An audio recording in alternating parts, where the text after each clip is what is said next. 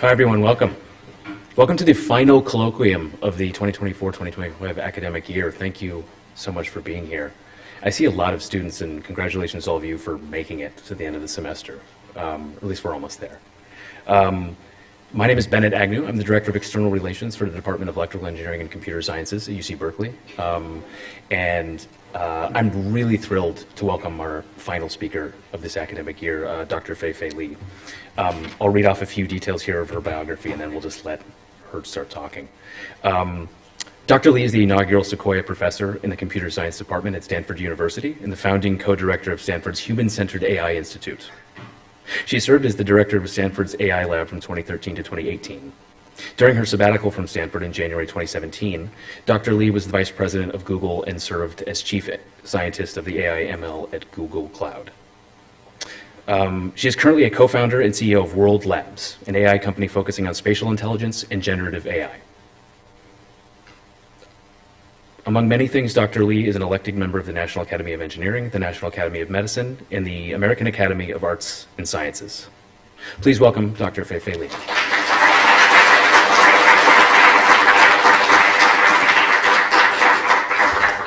Hi, I didn't know in the last lecture for the end of the academic year. Congratulations.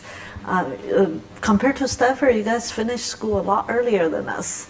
Really quite an honor to be here. Always love to come back to Berkeley, where many years ago I was actually a summer student here. So I just want to share with you a journey in computer vision that I have been taking for the past 2 decades.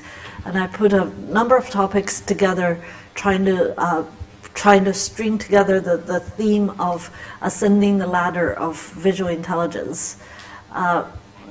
Visual intelligence is a fairly ancient functionality in the animal world compared to where we see AI has been having an explosive era in terms of language intelligence.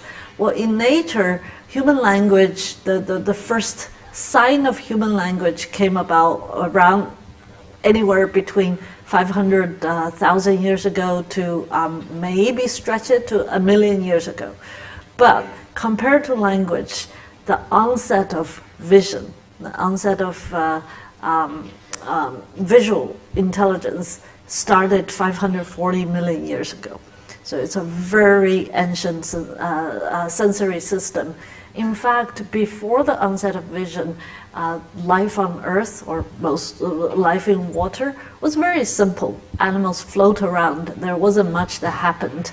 But apparently, one conjecture was that due to the onset of vision, animal speciation started to explode because of the evolutionary force pressure that's put onto different individuals and the species of animals, that suddenly life becomes a lot more competitive. But biologists call it the evolutionary arms race. And in today's fossil study, you'll see that the 10 million years between 540 to 530 million years ago, there is an explosion of animal speciation that many people hypothesize is because the result of the onset of vision. And that period was called the Cambrian explosion. And since then, vision has become a primary sensory system of all kinds of animals. Most animals on Earth use vision as a key functionality to really understand the world, to navigate it, to survive, to socialize, to do many things. And humans, obviously, so much of our cortical function is involved in visual processing.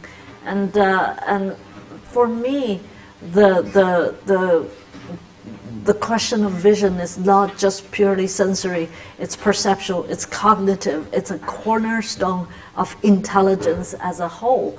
And this, if you look at human development from pretty much the day babies are born, we start to develop visual intelligence.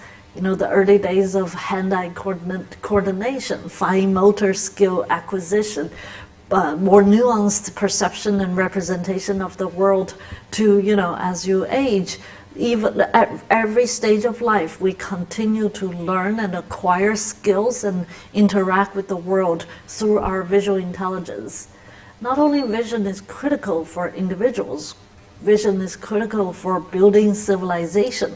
As a species, we're the only animal that builds civilization. If you look at, be it the ancient design of pyramids, to masterpieces of Renaissance art, to intricate design of machines in Industrial Revolution, to the construction of cities, to the scientific discovery of DNA structure, to sculpture, cinematography, and robotics. Every stage of our civilizational progress relied on visual intelligence. So this is really why, for the past more than 25 years, I have been so intrigued by the question of visual intelligence, and have been loving the field of computer vision and in my whole career. The key question, the fundamental question for me is, how do we build visually intelligent machines? That's what got me excited to enter PhD when I was your age, and still feel extremely excited in working in this area. I'm gonna start with one small story. When I was a graduate student, a computer vision professor I truly respected in MIT showed me this picture. Actually, he showed me a similar picture. I couldn't find the original picture, so I asked ChatGPT to draw a similar one. He just said, Fei-Fei, you know, humans look at a picture like this, we can glean so much information, especially understanding what's going on, just with a few strokes of black, ink, that we know there are 3 panda bears, what they're doing, 2 of them are cuddling together, one is feeling a little lonely and turning away from the other 2. That level of intricate understanding of the visual world with just a few strokes is what fascinates us in visual intelligence. And that was really the beginning of my journey. To me, that the first question to answer in visual intelligence is understanding, is the ability to understand the semantic contents or perceptual properties of based on what is shown to us in nature or on a canvas. And to translate into computer vision tasks, these are the tasks of object recognition, segmentation, video understanding, pose understanding, and so many things. I know that for this generation of students, these problems feels more or less solved. They're not quite solved, but it's true that we have come a long way, and I'm starting my talk with a little bit of a historical view. And one thing that has really been quietly, in my opinion, underappreciated in the field of AI these days is how important that neuroscience and cognitive science have influenced the early days of AI and computer vision research. When I was a graduate student at the turn of the century, there's a number of very influential neuroscience work that pointed to us important problems to ask in the field of computer vision. For example, this particular experiment on the speed of human perception in object categorization by Simon Thorpe in 1996 shows us that in our brain, 150 milliseconds after our eyes, human eyes, sees a natural scene, there is already a differential brain signal that shows the difference between animal pictures versus non-animal pictures. It's the first time we're able to put a time on how fast visual processing is, and that processing is about a complex object categorization. Similarly, around the same time, a group of researchers in MIT showed us not only we are fast at recognizing natural objects. There is possibly neural correlates in our brain that are dedicated to important object categories, such as faces and places. And in the meantime, these kind of work inspires computer vision scientists to do begin to start building algorithms that can do object recognition. Early algorithms are very, very intentionally hand-built. For example, we've got Geon theories or generalized cylinder theories about composing objects using geometrically designed unit parts, whether it's cylinders, cones, and ellipsoids and all that, to put together objects. And then you can imagine how meticulous that process is and how hard it is to generalize. And then around the turn of the century, a whole new field inspired AI and computer vision is called machine learning. It's the combination of statistical modeling and computer science, computer programming. And we start to see the blossoming of machine learning methods. Some of the words some of you might not even have heard of, like support vector machines, Bayesian nets, boosting methods, conditional random fields, and/or graphs, and all that. What sets the second wave apart from the first wave of hand-composed object model is that we start to learn parameters, to learn how to compose key features of objects. What was still hand-designed were the features themselves, whether it's patches or how to look for critical patches in a scene, but we're starting to move towards machine learning. But all these heroic attempts didn't solve the problem of object recognition. One of the hardest, the core of machine learning problem is generalization. There are actually millions and millions of different objects in the world, and these kind of hand-designed handcrafted methods just fall short of helping us to solve the problem. And one of the most influential number I would like to cite is by a psychologist called Irv Biederman. He, in 1980s, he was a cognitive scientist who was the first one who conjectured that humans by age 6 would have recognized at least 30 to even 100,000 types of visual object categories. That number was so daunting compared to the kind of data that the entire field of computer vision was working with. At that time, in the world of computer vision, we're working with 20 or at most 100 object categories that were with such small number of images, and our algorithms were being overfit. And that was when my student and I conjectured that in addition to algorithms, there's a whole different way of thinking about machine learning and AI, and that's a data-first, data-driven way of thinking about it. And we put together this this database that everybody now knows called the ImageNet database, which had 15 million images curated across 22,000 categories, close enough to Biederman's number, not quite, because some of his categories are not exactly visual, but that's how we put together ImageNet.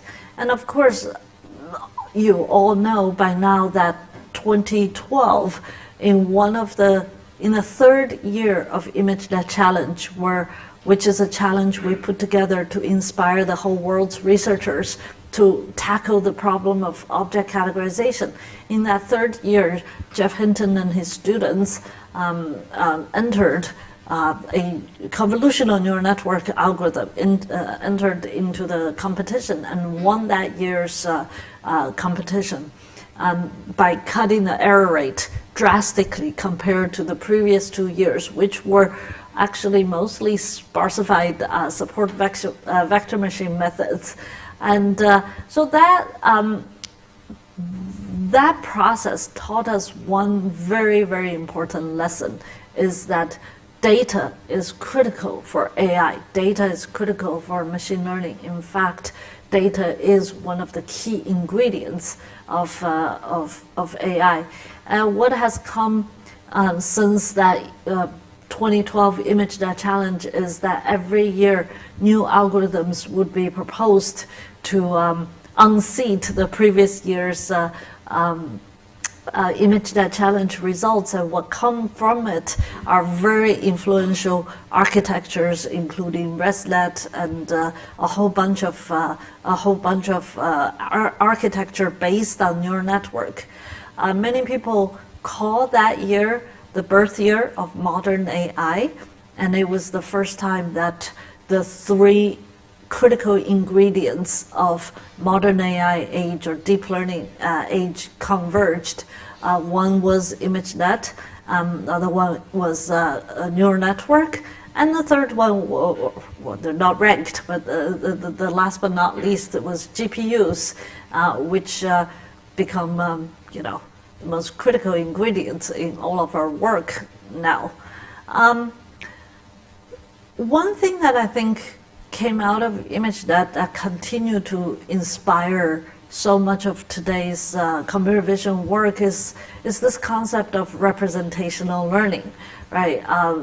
Especially work by Kai-Ming, that ResNet was a incredibly influential work, and recently he proposed the mask autoencoder method to try to learn a universal representation for visual tasks. Recently, my former student, Agrim Gupta, has done a work that I'm very excited by, which is called the Siamese masked autoencoder work, where he takes a video and masks 2 frames, they don't have to be consecutive, 2 frames to predict the masked patches of the next frame. And in this way of representation learning, which was a NeurIPS paper 2 years ago, we are able to show fairly good results in a number of downstream visual tasks, from reconstruction to segmentation to recognition. And that line of work continues not only in my own lab, but in the field of computer vision, using this kind of large data sets. One thing that has been really exciting in the field of computer vision is, remember the days where I, as a graduate student, was thinking about this fundamental problem of understanding, so much of the problem like fine-grained object recognition, pose estimation, instance segmentation, activity recognition were rapidly solved or made progress because of the explosion of deep learning methods. And these are just some of the seminal work by a number of groups, including many of the incredible work coming out of Berkeley. But is understanding the task of understanding or putting semantic meaning onto pixels the entirety of visual intelligence? I would argue not. In fact, pixels is just a projection of the world. There's a law that goes beyond what meets the eye. So the next step of the ladder that, in my opinion, is very important is actually visual reasoning, is inferring or reasoning with information that's not visibly on the pixel, or it needs some deduction. For example, going beyond object recognition is object relationship understanding, or storytelling, or question and answering. I like to use Ranjay's work to show this example. If you look at object labels, these 2 pictures are the same. It's a person and a llama. Now we have a different meaning for llama, but at least, but the fact is, the relationship is profoundly different. You might not want to be that person on the right. So Ranjay's dissertation a few years ago was focusing on understanding visual relationships, and that require a deeper representation of contents in the image. And he was the one who proposed this concept of scene graph, which really has been very influential in many ensuing papers, is to connect the entities and their relationships in this graph structure. One of the example work Ranjay did for scene graph and visual relationship understanding is actually zero-shot learning, is that once you have this compositional representation, we can learn relationships among objects that is even beyond the statistical common ones, such as person sitting on a chair or a fire hydrant on the field. These are normal statistically abundant examples of object relationships. But with this representation, you can the algorithm is given a picture of a person sitting on a fire hydrant, and the algorithm is able to compose and reason about that relationship. And part of Ranjay's thesis also put together a data set called Visual Genome that not only has object relationships, but also gave a very high quality data set on captioning as well as visual question and answering. But for time reasons, I'm not going to get into a whole number of projects we have done following this data set. I do want to say that object relationship understanding is one of those areas in visual recognition that I think it's still deeply unsolved. I know that we are in the age of multimodal LLMs, and there is a lot of progress in these foundation models, but deep questions like multi-object, multi-actor activity understanding and reasoning is still an unsolved problem. And this is one of the recent work my lab is doing, is to really looking at how in a very long stretch of a video, how objects and actors interact with each other. So for those students out there thinking that foundation model solves it all, I would argue that we have a long way to go in this kind of deeper reasoning. And another line of work in reasoning before the foundation model era was storytelling. My student, Andre Kapathi, many of you know at this point, was one of the first with me to actually propose the first work in storytelling using image captioning. At that time, we were still using LSTM before the transformer models or sequence-to-sequence models. I would say that this is one line of work that actually surprised me, because when I started my career in computer vision back in 2000, I finished PhD 2005, and I thought that the ability to do image storytelling would take us 100 years. So I thought that would have been the highest North Star of my career, is to get to a point that we can tell stories of images. But little did I know 10 years later that we can get to this level of quality. And today, this is a very much not solved problem, but we have made so much progress. So it was really exciting to get to that point back in the early days of deep learning, 2015, 2017.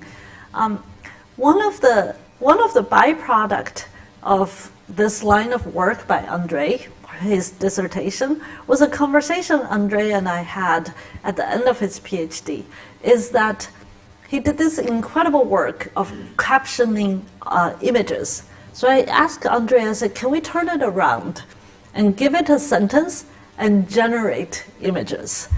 And Andre is like, no way.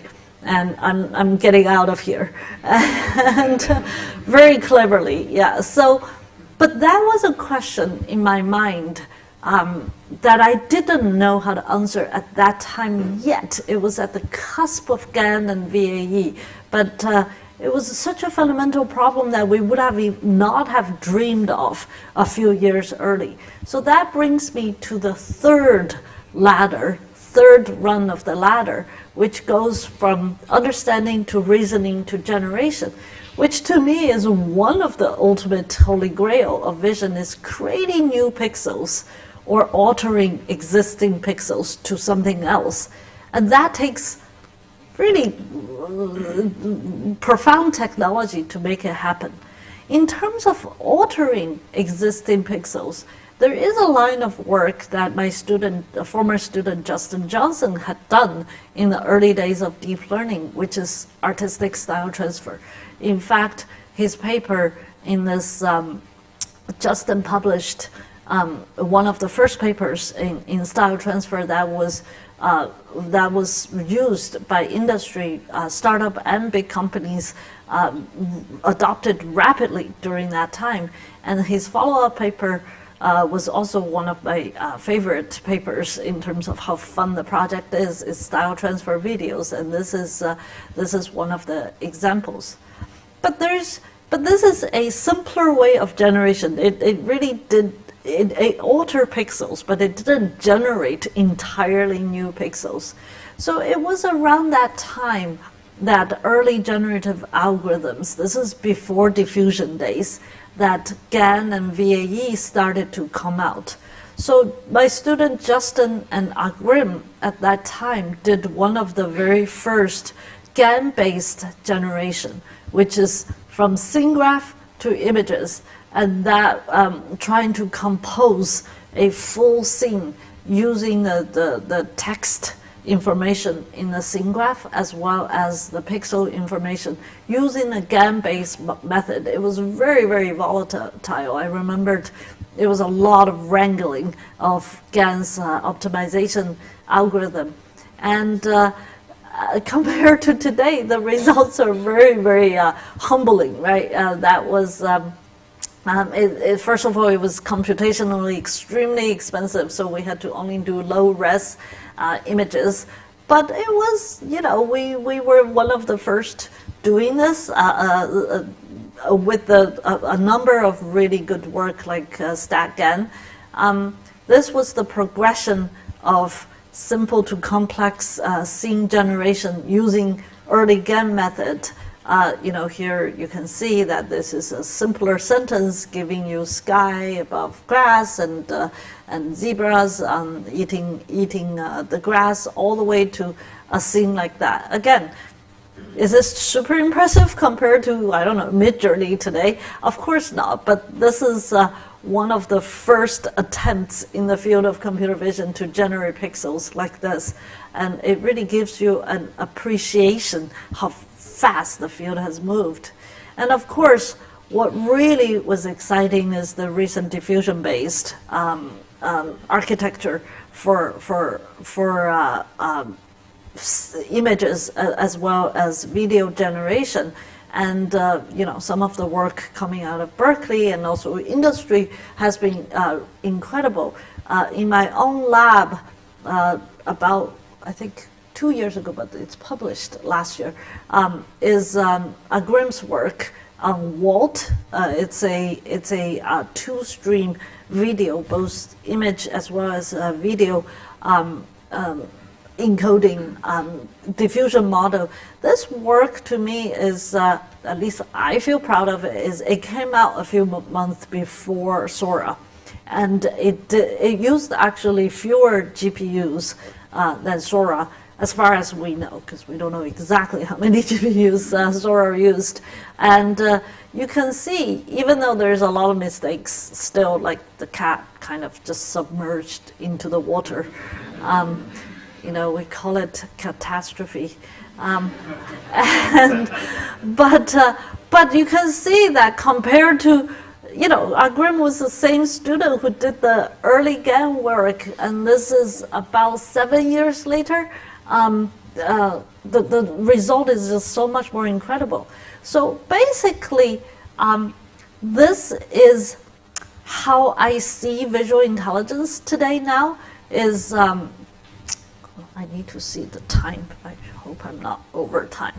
Okay, is that there are 3 rungs of ladder to climb: the understanding, reasoning, generation. And they all rely on two critical components, data and algorithm. But there's something deeply unsatisfying. And this goes back to one of the most thoughtful psychologists of 20th century, J.J. Gibson. He has always said that we need to approach intelligence with an ecological mindset. And someone translated J.J. Gibson's theory of ecological approach to intelligence in this sentence: ask not what's inside your head, but what your head is inside of. Another related book that I personally really love is a philosopher. He's a contemporary philosopher, Andy Clark, who talks about the relationship between the environment and our intelligence and mind. And he said that if our minds themselves can include aspects of our social and physical environments, then the kinds of social and physical environments we create can reconfigure our mind and our capacity for thought and reason. So what this is saying is that, especially in a field like vision, which is a reflection of reality, it's very different from language. Language is purely generative. There's no language in nature. You cannot go to nature and grab a lexicon out of nowhere. But there's so many pixels and voxels in nature. What we have done so far is a flat world computer vision. Everything we have done is assuming that we're working with pixels and pixels on flat screen. And that was deeply unsatisfying more and more for me, especially. Another aspect of vision that's very different from language is that there's so much interaction people do, or any agent would do, using the perception intelligence, right? I remembered having a very simple but profound conversation with a 6-year-old. Why trees don't have eyes? You laugh at this question, but the fundamental, profound reason of plants not having eyes is they don't move. They don't need eyes. Any animal that needs perception, that uses perception as a means to an end, and that end is interaction. And to me, this is really, really important. Once we recognize this, we realize that visual intelligence in nature has to be fundamentally 3D. It's not 2D.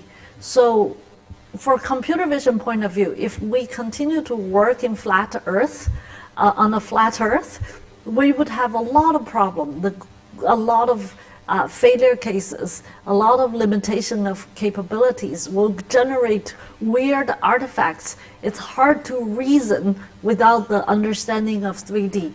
And many, many more. And I use this particular example because I love this example.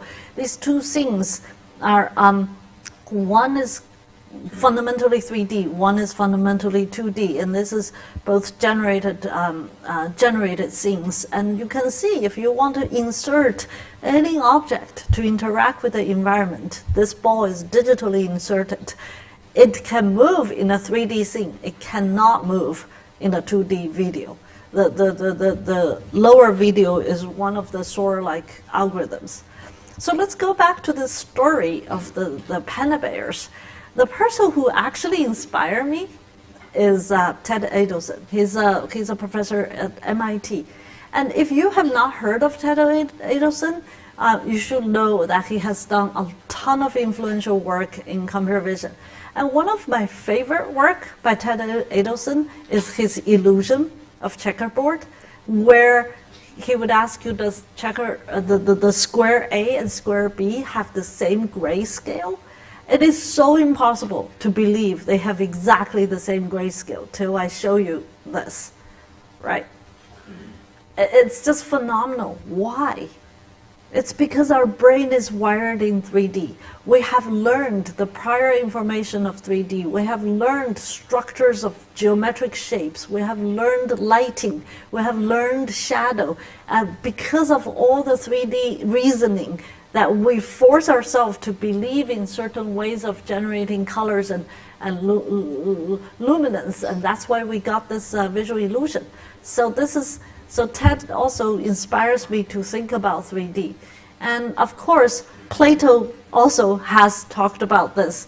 In Plato's allegory of the cave, he said, the problem of vision is as if you've got a bunch of, he said, the prisoners of the cave are forced to look ahead. And there is a real world play that's going on in the back of their head, but all they see is a 2D projection of that play. And the task of these prisoners is to reconstruct the real world scene.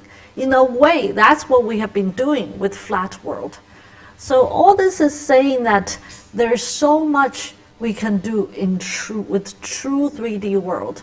And that's what I personally have feel very passionate about in the past few years, is working on these problems in 3D. And I don't know how much time I'm gonna have. How much time do I have? 10 minutes, okay. I'm gonna just choose a few things to show you, because I will probably skip this section, which talks more about understanding and reasoning in 3D. This line of work started to happen even in the 70s. We've got block worlds, and Justin, who did the GAN work, also did an incredible dissertation on reasoning and question and answer in synthetic 3D world, which is this clever data set. I'm gonna skip. My student Kashik recently have been looking at benchmarking 3D reasoning or spatial reasoning using this our video benchmark, which is just published in NeurIPS last year. What's really incredible is that he uses these egocentric videos and collects thousands and thousands of high quality multiple choice questions based on not only just semantic tasks like summarization, but also reasoning tasks and navigation tasks. I'm going to skip this.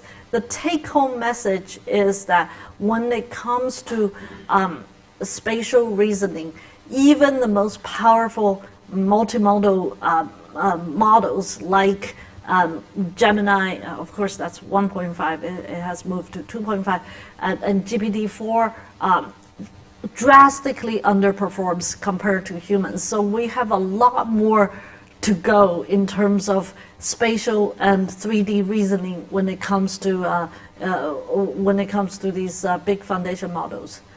But on the generation side, some of you might be working this. Berkeley actually was one of the most influential schools that came up with some of the most seminal work in the past few years in combining generation and reconstruction in 3D. The NERF work by Ben Millenhall and Renan, and then the following work in Dream Fusion and all this is paving ways towards a new generation of algorithm that I would call 3D reconstruction and generation.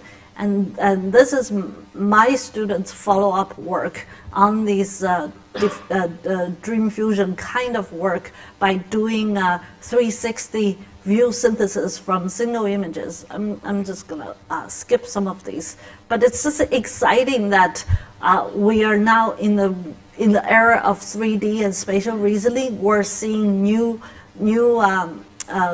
class of algorithms coming up that goes beyond flat pixel reasoning and generation. I'm going to skip this work for human body. One thing I really want to emphasize is that I said earlier that true perception and spatial intelligence is a means to an end. The question is, what end are we talking about? I do believe one of the end is embodied intelligence, and this is what's manifested in human development as well. We use our spatial intelligence to learn to interact with the world. So spatial intelligence really is a critical catalyzer and missing piece that links perception to interaction, from seeing to doing. And this brings us to the problem of robotics, obviously. And we all dream of robotics doing this, especially if you're a grad student. Your motivation to do robots is cooking and laundry folding. but there's still a long way to go in real world robotics. We see a lot of demoware, but they're in highly constrained environments. I know, per robot. And one of the issues is like all of the robotics work today is still relatively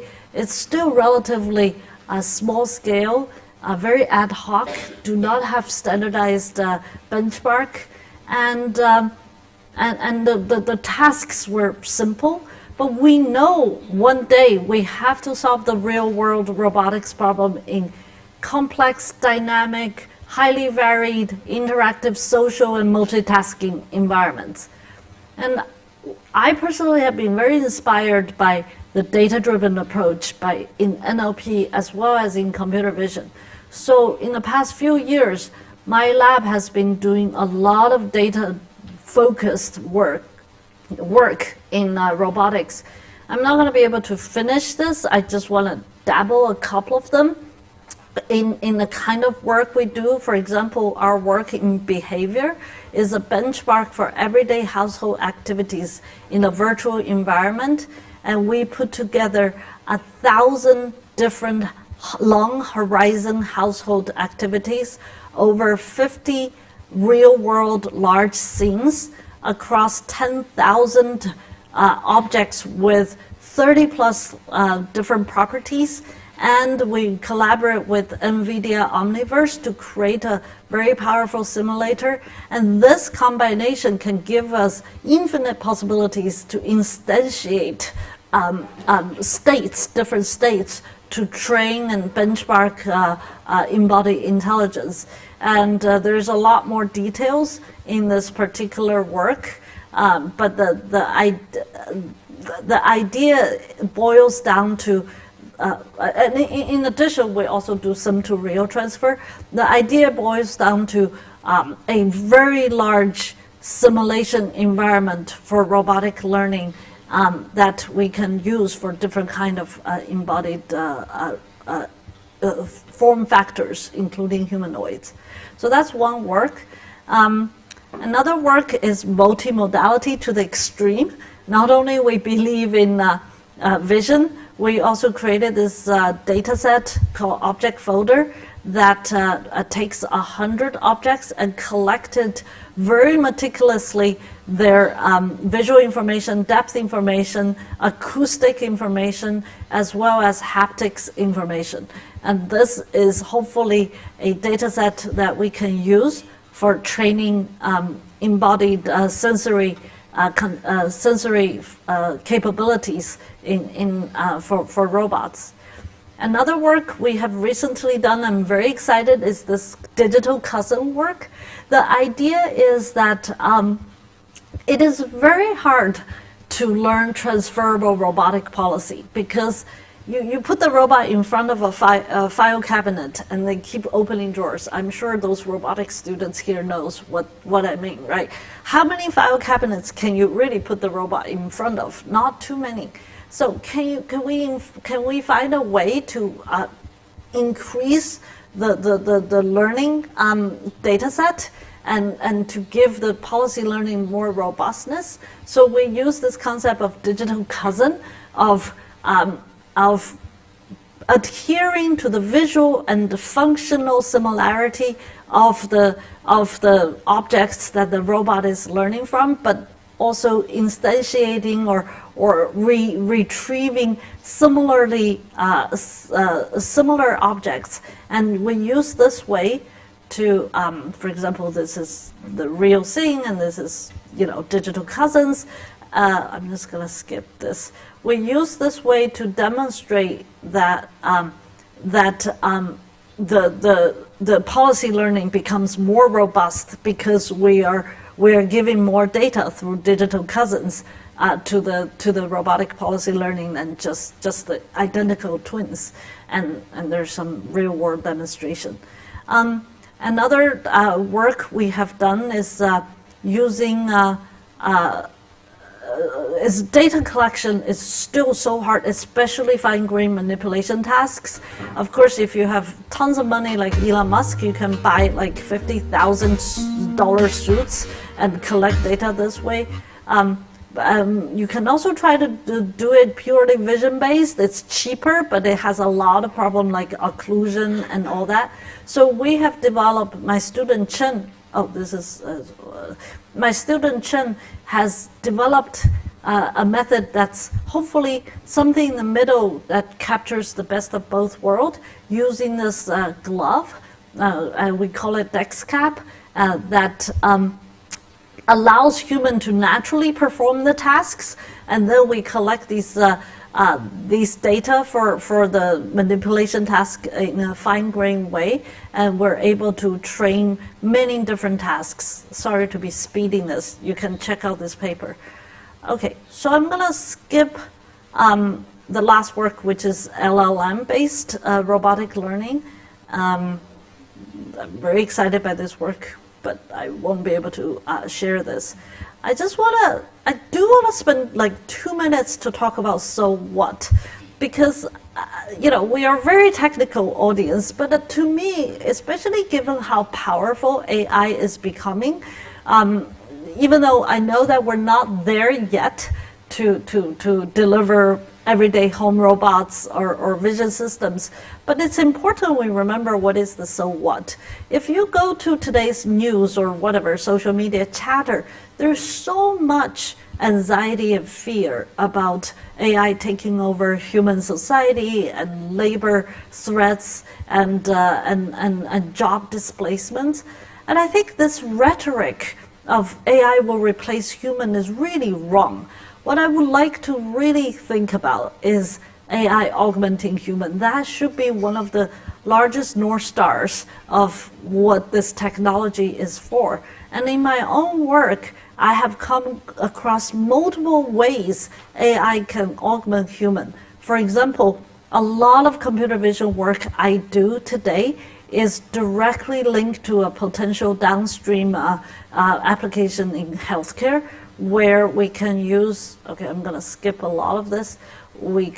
This is actually a Nature paper we published a couple of years ago that summarizes our work in healthcare. But the bottom line is we use visual recognition to help deliver safer patient care to patients that are very sick. For example, making sure our doctors and nurses do proper hand hygiene before they touch patients. That's really important to prevent hospital-acquired infection by calling out those failed attempts to clean their hands.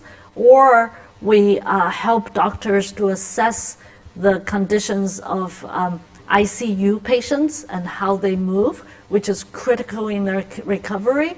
Or in aging homes, we use computer vision method to help to detect infection, mobility change, sleep pattern change, dietary changes. So these are really important applications to not to replace care, not to replace nurses, but to give them extra pair of eyes to help patients.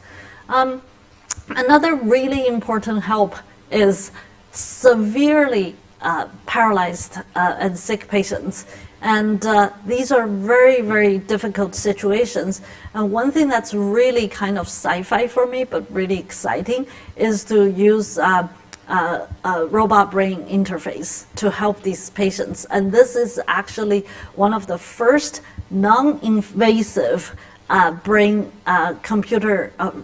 robot interface in the world. We published this work where using pure human thoughts, we can drive robotic arms to do a lot of tasks, and the human thoughts are collected through EEG caps. So these are electrical signals from human brain, and you can say, lift this bowl or cut this vegetable. We were able to actually cook an entire Japanese meal. This is a toy meal using thoughts to drive these robots. And that to me is one of the ultimate use of combining vision and robotics. And this is actually the Japanese. This is the real demo where the person is not touching the robot, is in a different room and driving the cooking of the Japanese meal. So last but not the least is a lot of application in 3D can be used to augment the work of creators, and this is what I do with my colleagues in World Labs, that we are a deep tech Gen AI company working towards creating the world's first 3D foundation model to give the controllability, consistency to any digital use of 3D models, whether it's creativity or design or anything. And this is something that I'm personally really excited by. You can go to our website to check out our recent tech blog. So I'm just gonna.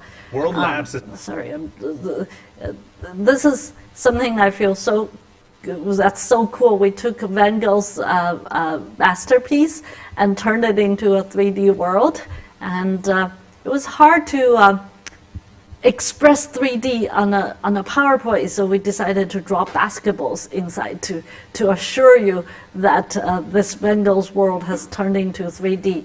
And in this example, we show you that after generating 3D world, we can allow the very precise camera control, which is very different from what you see in today's generative videos, where there is no spatial consistency and it's hard to do camera control. So, just in conclusion, sorry to be talking too much. I just want to share with you this journey on building this 3-run ladder for visual intelligence. I think we have gone a long way in solving all kinds of problems, from object recognition to relationship understanding to video generation to robotics to many application areas. But there is still a lot of unsolved problems, from the how to do representation itself and to robotic learning to we're lacking even fundamental theoretical theories about spatial reasoning and just listing a subset of the problem that still excites me, and especially for the students here, I think there is still a lot of problem to be worked on. And just remember, no matter what, AI should be here to augment humanity, to make to help protect our dignity, and to make many things better, from healthcare to creativity to scientific discovery to education and all that. Thank you so much.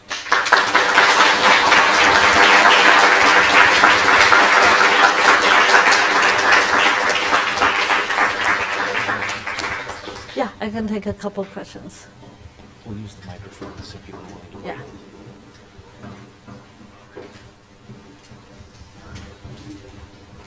Hi, Fei-Fei, a great talk. So I'm very curious about the neural control, the robotic manipulation you just mentioned in this talk. So I would like to know, how to guarantee the manipulation precision and safety in such task, and what is the actual successful rate in filming the demo video? Thank you.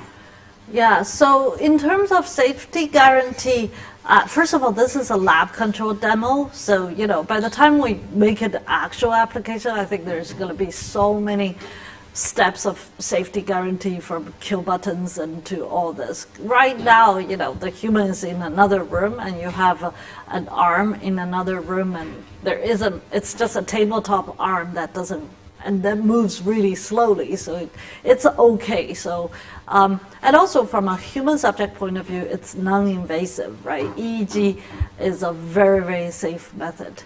In terms of the success rate, I honestly don't remember, I have to confess. It's not 100%. It's one of those, it's typical of a typical robotic success rate. So.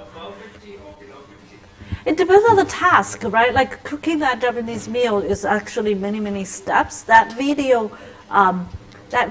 edits out the waiting time for robots, because what happens is this human sends a thought, like lift that vegetable. The robot takes time to process and then actuate. That waiting time takes quite a few many minutes, and we just edit it out. So then how do you measure success? You have to, is it the whole meal success or every step success? You know, if you do every steps and accumulate, it's fairly low. I don't have the precise number. Thank you so much. I would have been totally cool if you went even more, even longer time-wise.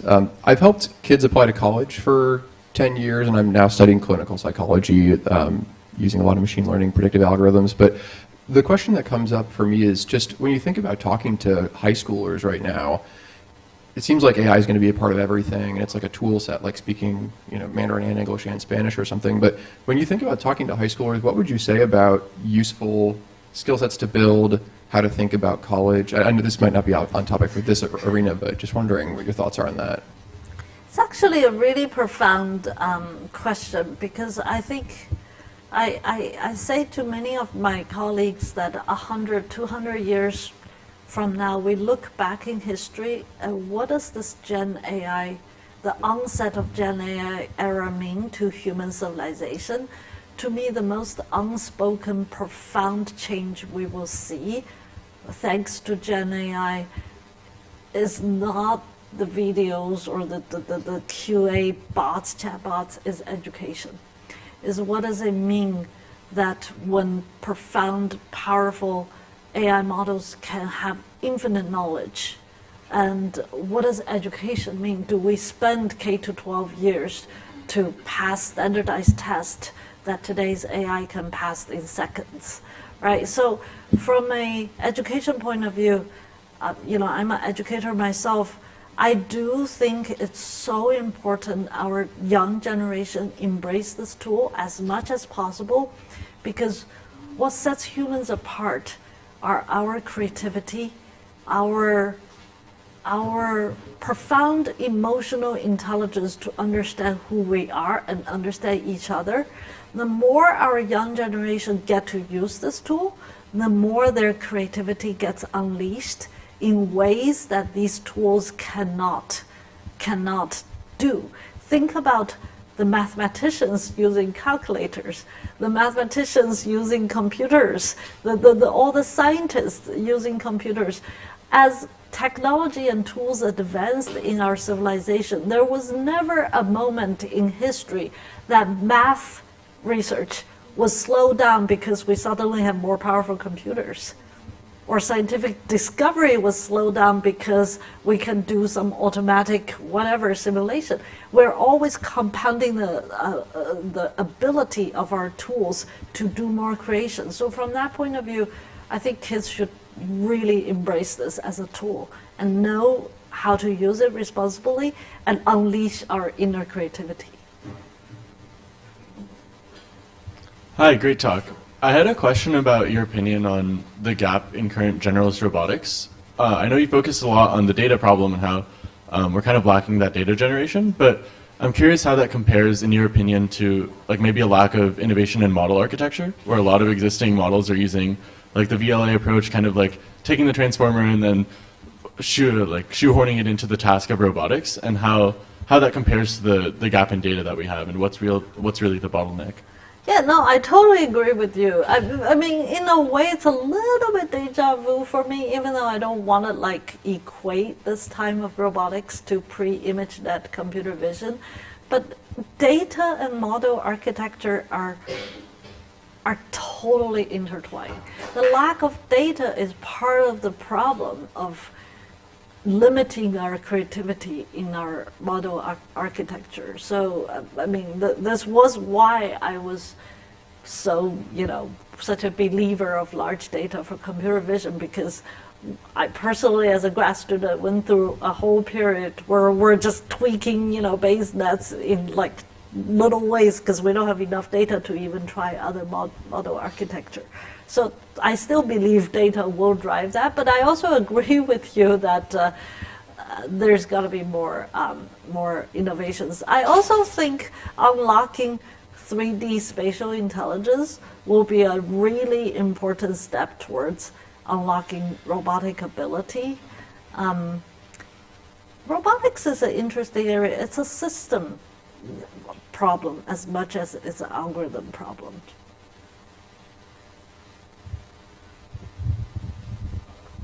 Hi, I want to ask about do you expect there to be an AlexNet moment for the robotics world because it directly was based on your ImageNet, and are we expecting to see similar kind of data set leading to an explosion of robotic ability in the future? And are these data set limited to a specific kind of robot, or can we generalize some kind of robot to have generalized robotic model instead of specific to some 6 axis arm or some humanoid robots? Can we try to achieve some kind of stuff like that? Yeah, so I'll answer your question in 2 ways. I'll answer the second half and then the AlexNet question. I think part of my frustration is the lack of data set or benchmarking data set that drives towards much more complex behaviors, because a lot of the data sets in robotics or benchmarking or demos are short punctual movements. And that was part of the reason we created behavior. Every single one of the 1,000 tasks is an actual human activity, like packing sandwich or making bed. And these are very complex, long horizon, extreme long horizon tasks. So I would like to think as we drive towards that kind of data set and benchmarking, we are driving towards generalization. In terms of form factor, of course, behavior is so human grounded that it's possible that humanoid form factor is the right form factor for a data set like behavior.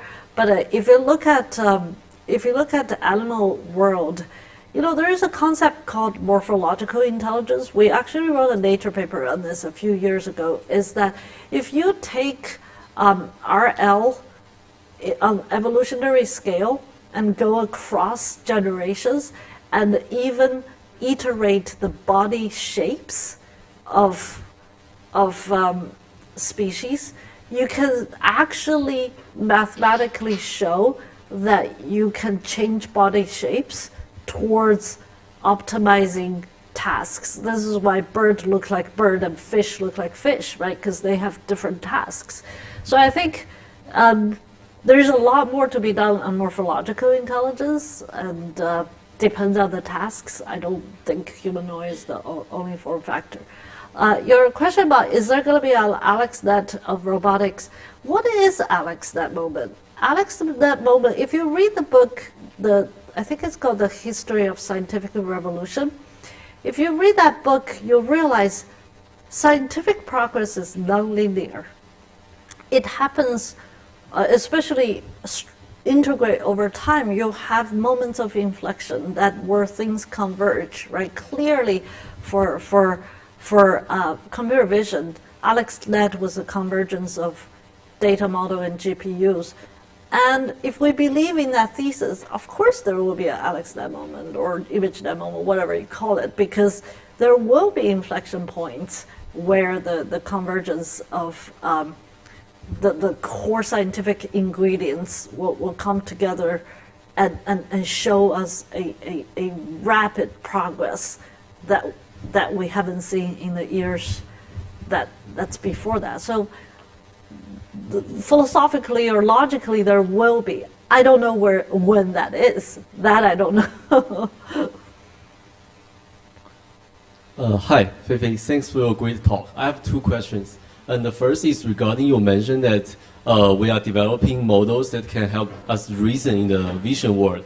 And we already see a lot of success in reasoning about natural language, such as there is already some paradigm, like universal paradigm, like using reinforcement learning, like DeepSeek R1 that can boost the ability of large language model to do reasoning.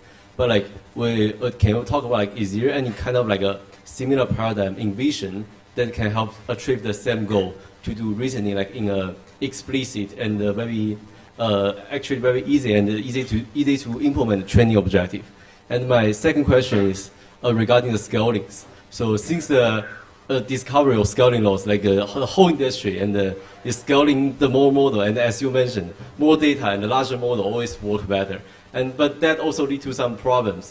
For example, like now in academia, since we do not have a lot of GPUs and compute, and we really cannot do that amazing work compared with industry. And secondly, like also as you mentioned, there are some fields such as robotics and embodied AIs in which that you may need to train the model in a simulated environment, and scaling those data in real life is expensive and may not work. So how do you see about the future of scalings, and how will that influence the future development of machine learning, deep learning, AI? And do you see that there is a ceiling of the scaling, like of the current trend? Thank you. You're challenging my memory, short-term memory. So the first question of the simple objective function for reinforcement learning, to be honest, I don't know. This is a really good question. I was talking to another person in the audience.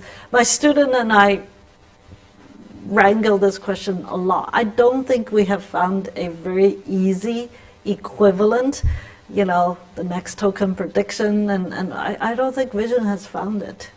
We have some conjectures. Even in World Labs, we're thinking about that. I don't think I'm ready to share those conjectures because I don't know, it's not tested yet. But I think this is why this problem of vision is so exciting, because we haven't had that, right? Like, I was talking to Kai Ming, MAE was such a great potential, but even there, scaling, it kind of plateaued earlier than they expected. The second question is about scaling law per se. I'm still a believer of scaling law, and vision and then robotics even more have not found that. We just have not, even vision, forget about robotics, the number of data points is just so small. Even vision, even if you look at Sora training or VO, I don't know VO2 how many hours of video, but compared to the amount of LLM data, that's still so small. So but I'm not seeing any counter sign of anti-scaling law. I just think we're so early on the curve that it's possible we haven't really done enough experiment, but I'm actually a believer of scaling law in vision. In robotics, it's a really, and then you ask about what do we do in academia. This is a whole different question. I don't think academia should compete with industry on scaling law kind of research, because that's just not our strength. But I think academia is deeply, deeply capable of doing incredibly innovative, creative work on the theoretical side. Diffusion model came from academia. Interdisciplinary research is a total strength. Even the mighty Googles don't have physics department, chemistry department, climate department, a whole medical school and all that, right? So academia has a lot of strength in that. And I think for graduate students or graduate student wannabe students, play to our strengths. You can always get a job in big companies afterwards to do the kind of work that requires 5,000 GPUs. Last but not least, scaling law for robotics. One thing that has happened kind of in robotics scaling law is self-driving cars. Self-driving car as a business model has found a data flywheel. And with that data flywheel and the advances in the recent deep learning, and you can see, Waymo is pretty much L4. And Tesla, I don't know which L Tesla is between kind of L2 to L3, but there's a lot of advances. But that's a lesson to be learned as well, is that if cars take that much data to train, and all you need, cars are a square, boxy robot that moves on 2D surfaces, and the only thing it needs to do is to avoid touching anything. That's what cars are, right? It's kind of fast, but it's really, it boils down to a 2D navigation problem, and it takes that much data. Think about a full-bodied 3D robots that needs to go into 3D world, and the task is to touch everything in the right way. So I think there is a long way to go. And I don't know how to get that data flywheel. This will be the last question. I'm gonna ask, like, just you mentioned, like, for self-driving cars, CV is quite like beneficial. It achieves a lot. But for robotics, I'm curious, like, would you like to think like CV gonna be a greatest weapon we have to achieve embodied AI? Because for me, like, for example, when during the midnight while I'm sleepy, I want to get a bottle of water. Even I close the eyes, I can still get the bottle of water nearby. So I just wonder, like, how. What kind of an important role CV gonna play for embodied AI? Thank you. I think computer vision and what I just said, sorry for like zipping through my slides, spatial intelligence is fundamental for robotics, because that's a couple of reasons. One is, if you learn anything from nature, if you look at the history of evolution, it is intertwined history of perception and interaction. Like, that's how evolution showed us. The more we can perceive, the more we can do things. And second, if you look at the problem, I mean, perception, spatial intelligence is, you have to get the state of the world. You need spatial intelligence. You have to plan, you need spatial intelligence. And then you have to assess the state. You need spatial intelligence. You probably need haptics as well, and a couple of other multimodal. So to me, if CV in your dictionary is vision perception, I would say absolutely the spatial intelligence part of CV is a critical unlock to robotics. And I actually think it's underappreciated. A lot of robotics research just assumes it's a solved problem, but it's not. Okay.